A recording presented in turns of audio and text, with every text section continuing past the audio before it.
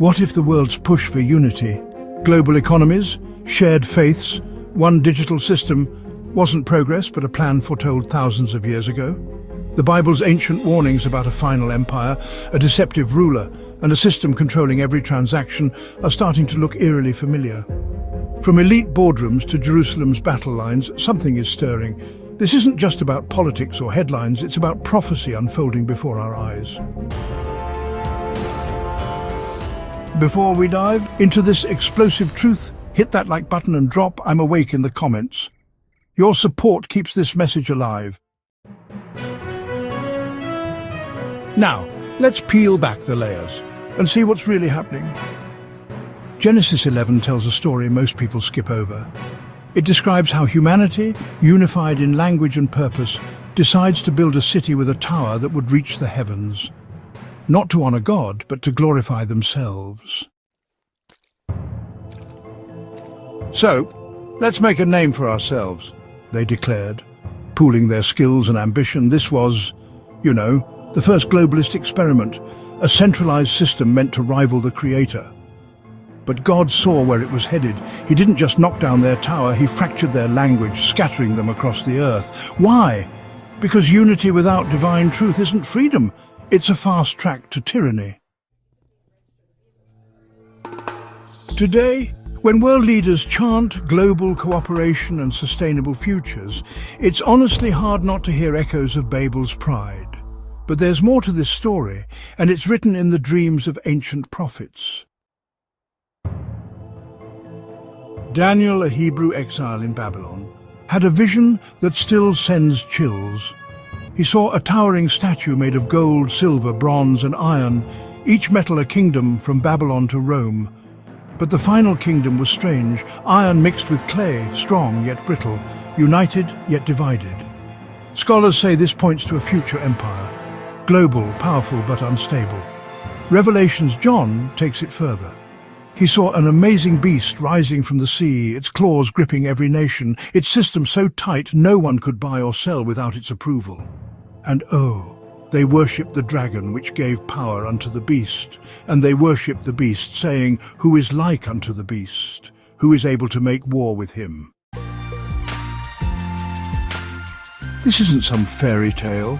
Look at today's world tech giants, military alliances and global forums knitting a web of control, all while nations bicker and fracture. The Bible called it, thousands of years ago, a world empire that looks unstoppable but is built on shaky ground. And who's weaving this web? That's where things get murky. Presidents and prime ministers might seem in charge, but the real power lies with names you don't vote for. Groups like the World Economic Forum, Bilderberg and Council on Foreign Relations don't answer to you. They meet in private, shape policies and push visions that sound noble. Sustainability, equality, security. But dig deeper, and it's about consolidating power. Revelation chapter 17 describes a woman riding the beast, a symbol of corrupt influence steering global systems.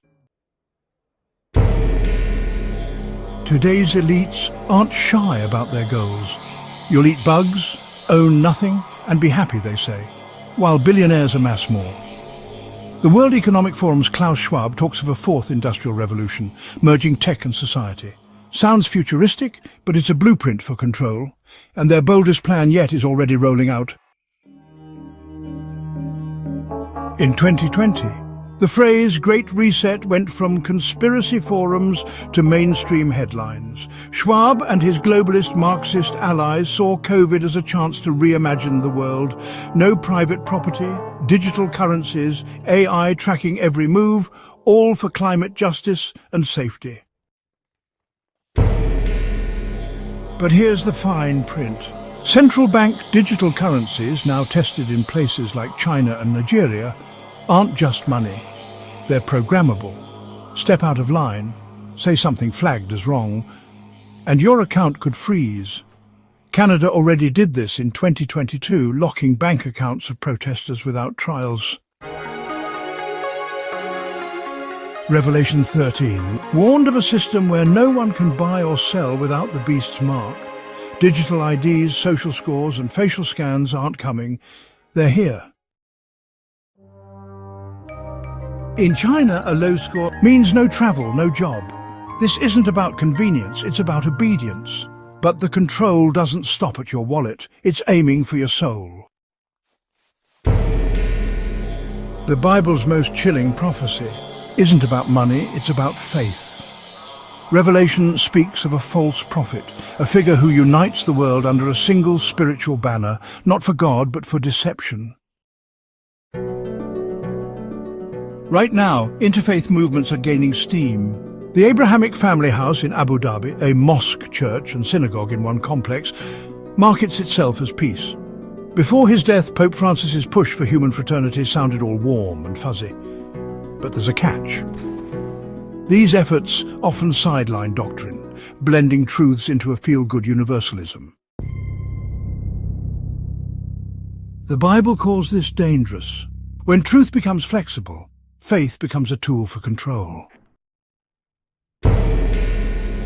Imagine for a moment a world where preaching Christ's exclusivity is actually labelled as hate. Honestly, it's not some distant possibility. Canada and Europe already punish pastors with fines for so-called offensive sermons. This right here isn't unity. It's a setup for something darker and, it's tied to a place the Bible never stops talking about. Israel. Not New York, not Beijing, but Jerusalem. Zechariah chapter 12 calls it a cup of trembling for all nations, and well, today's headlines really prove it. Every United Nations resolution, every Middle East flare-up, it all circles back to this tiny nation. Why is that? Because Israel isn't just land, it's God's prophetic clock. Ezekiel chapter 38 describes a coalition, nations like Iran, Russia and others, invading Israel from the north.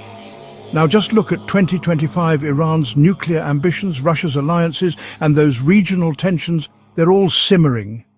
The Bible says God himself will intervene, not NATO or America. This war won't just be geopolitical, it'll be spiritual, paving the way for a figure who promises to fix it all. And that figure's arrival will be the greatest deception yet. The Antichrist won't storm in with tanks. He'll glide in with solutions. Daniel chapter 8 says he'll destroy many through peace. Picture a leader, charismatic, brilliant, brokering deals after years of chaos, economic crashes, wars, climate panic. He'll unify currencies, streamline faiths and stabilize nations. Social media will call him a hero. But Revelation 13 unmasks him, a beast powered by Satan demanding worship. Some say he'll rise from a revived Roman Empire. Maybe Europe, maybe the Mediterranean. The United Nations 2024 Pact for the Future, pushing global governance, could set the stage. He'll seem like a savior, quoting ideals, maybe even scripture. But his peace is a trap, and the world will cheer as it falls. Only those who see through the lie will stand firm. And there's only one who can stop him. Jesus Christ isn't returning as a gentle teacher. Revelation chapter 19, paints a totally different picture, a king on a white horse. In fact, the Bible in Revelation 19:12 states, "His eyes are like a flame of fire, and on his head are many diadems, his robe declaring King of Kings." When he comes, every global system, every digital currency, every false faith will just crumble. The Antichrist will be crushed, Satan will be bound, and the faithful will stand victorious. Isaiah chapter 5 warns of a world that calls evil good, and honestly, we're there. Truth is labelled as hate. Sin is celebrated, and believers are silenced. But hey, don't despair. The chaos, the headlines, the control, it's all part of the plan, not theirs. But God's. Smash that like button, comment I'm awake, and subscribe to our channel for more bold truths. Go ahead and share this with someone who really needs to wake up. The Lion of Judah is coming, and his kingdom will never end. So where do you stand? The narrow path is still open, but the clock is ticking. Choose now, because when the sky splits, there'll be no middle ground. Cheers!